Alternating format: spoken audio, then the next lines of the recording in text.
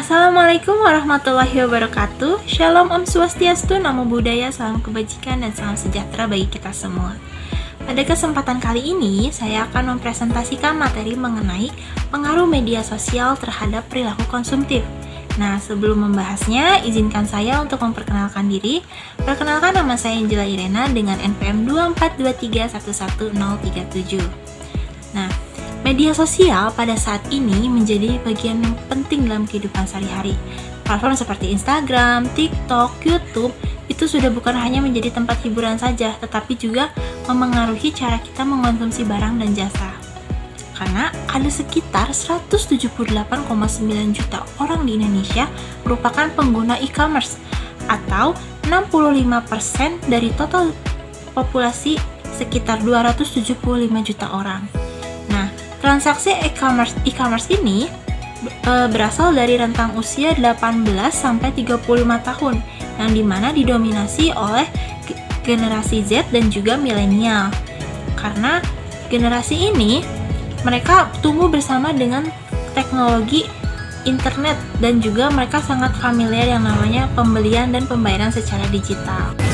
Nah, ini adalah beberapa poin yang akan kita bahas, yaitu hubungan antara perilaku konsumtif dengan media sosial, lalu faktor-faktor apa saja yang mempengaruhinya, dampak dari perilaku konsumtif, serta solusi yang dapat kita gunakan untuk mengatasi perilaku konsumtif.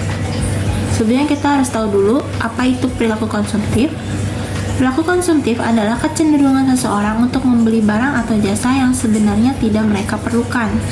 Dan media sosial menjadi salah satu pendorong perilaku konsumtif karena bisa melalui iklan, tren, ataupun pengaruh para influencer.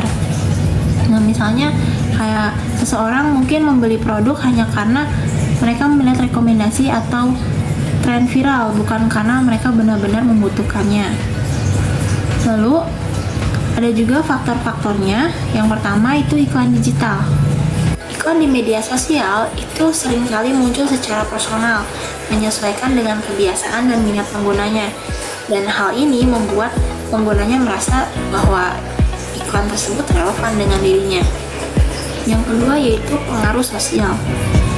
Orang cenderung mengikuti tren atau membeli barang yang dimiliki oleh teman atau komunitas mereka. Dan hal ini didorong oleh keinginan untuk diterima dan dilihat oleh orang lain agar terlihat update. Lalu yang ketiga yaitu status sosial, di mana masyarakat tuh sering sekali menilai status sosial seseorang berdasarkan barang-barang dimilikinya. Misalnya seperti barang yang mahal, barang branded seperti itu, atau mungkin barang yang langka. Lalu kurangnya pendidikan keuangan. Orang yang tidak memahami cara mengelola keuangan, mereka cenderung tidak menyadari konsekuensi perilaku konsumtif. Karena biasanya mereka sering membuat keputusan yang salah dalam berkonsumsi. Misalnya mereka tidak memperhitungkan prioritas kebutuhan mereka sebelumnya. Lalu ada juga dampak dari perilaku konsumtif, yaitu yang pertama untuk dampak negatifnya, meningkatkan impulsivitas. Konten dan promosi yang muncul tiba-tiba itu seringkali mendorong seseorang membeli barang tanpa berpikir panjang. Contohnya flash sale di e-commerce yang diiklankan di Instagram, TikTok, ataupun di YouTube. Yang kedua yaitu pengaruh influencer. Pengaruhnya cukup besar karena influencer tuh seringkali dianggap sebagai sosok yang terpercaya. Ketika mereka mempromosikan produk, banyak pengguna yang langsung terpengaruh untuk membelinya tanpa mengevaluasi kebutuhan mereka. Lalu yang ketiga adalah budaya FOMO. Tren viral di media sosial membuat banyak orang merasa takut tertinggal jika mereka tidak memiliki barang tertentu seperti pakaian, gadget, ataupun produk kecantikan. Lalu yang keempat yaitu masalah keuangan. Perilaku konsumtif dapat menyebabkan seseorang terjerat utang dan kesulitan keuangan. Karena orang yang konsumtif itu mungkin kesulitan membayar tagihan bulanan sehingga bisa terlambat bayar karena denda dan skor kreditnya turun. Selain dampak negatif, ada juga nih dampak positifnya.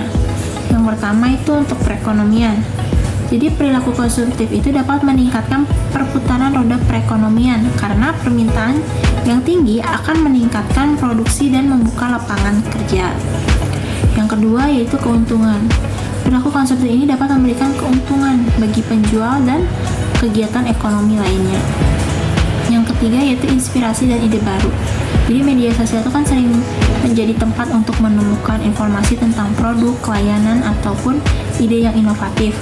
Contohnya, pengguna yang terlihat rekomendasi tentang produk kecantikan dari influencer itu dapat menemukan solusi baru untuk kebutuhan mereka. Alhasil, konsumen tuh bisa jadi lebih terarah untuk memilih produk yang relevan dengan kebutuhan atau minat mereka.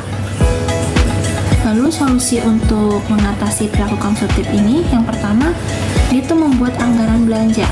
Jadi usahain sebelum belanja bisa kita catat dulu nih apa aja yang mau kita beli atau apa yang aja yang kita butuhkan. Karena dengan kita memiliki anggaran yang jelas, kita tuh jadi bisa lebih mengontrol pengeluaran dan menghindari belanja yang impulsif. Yang kedua yaitu membatasi waktu di media sosial.